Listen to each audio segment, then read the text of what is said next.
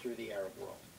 Indeed, and of course President Clinton dealing with it because this came about even in 1998 when Osama bin Laden blew up those embassies in East Africa, and the rest of the world there has been dealing with this. And as President Obama said tonight, it wasn't just 3,000 Americans who were killed here, but tens of thousands of Muslims who've been killed all over the world in this fight that Osama bin Laden has been leading around the world.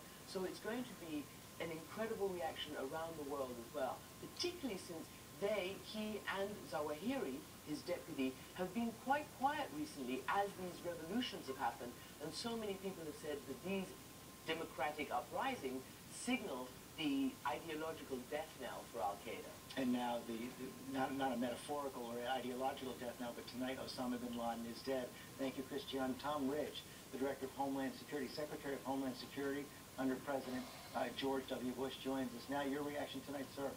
Well, George, my first reaction was, frankly, the Gold Star mothers who've lost sons and daughters in the fight against terrorism, and the families who lost loved ones on 9/11.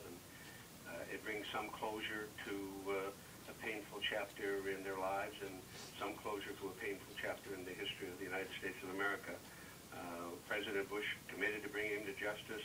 President Obama increased pressure into Pakistan, and it's quite obvious that there had to be some collaboration with the Pakistani government in order to achieve the goal we've long sought, and that's bringing him to justice. And indeed, much credit goes to the counterterrorism units, and particularly brave individuals associated with the special operation that was conducted sometime in the past day or two. Does it surprise you, sir, that he was found so close to Islamabad, a major Pakistani city, and not in the remote mountains of the Northwest? Well, you know, I think at a night when we do want to commend the Pakistani government, there's always been some concern among the counterintelligence community, counterterrorism community, that there had been support for Al-Qaeda and bin Laden within government circles. Obviously, at some point in time, they found a very discreet sources and kept it that way for a period of time, and ultimately the result means that the cooperation with Pakistani government and the pressure of President Bush and then President Obama and continued work with Leon Tenet obviously bore some fruit this evening. Yeah, sir, you had a department, the Homeland Security Department, that probably wouldn't be here today but for Osama bin Laden. He has changed. He had changed the entire national security apparatus of our country in so many ways, this one man. Well, every time people travel to an airport, not only in this country, but in most of the world, they're reminded of what one man, one terrorist, and a small cadre of individuals did, frankly, to change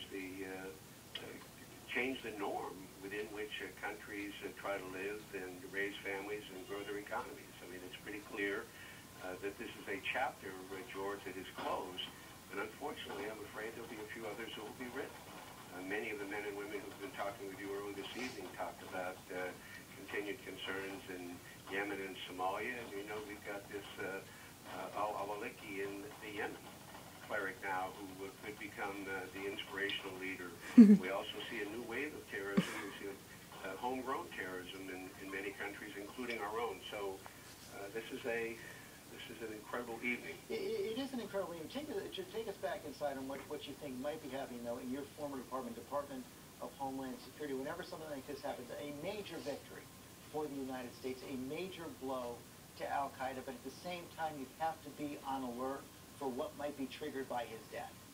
Well, I cannot prejudge, but I do suspect, without any inside information, that there have been the appropriate alerts sent out to law enforcement, broader law enforcement community about ramping up security around certain sectors, both public and private.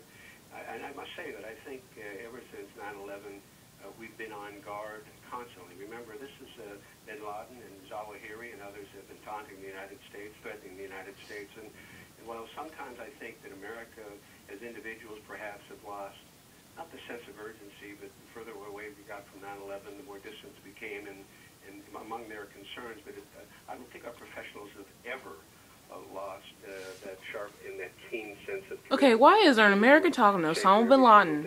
It took us all this time to find him, though. Bring to the job tonight and tomorrow. He could just pop him off right there. The next several weeks or months, with the obviously. I'm making this video. Does anybody else need to answer that question for me?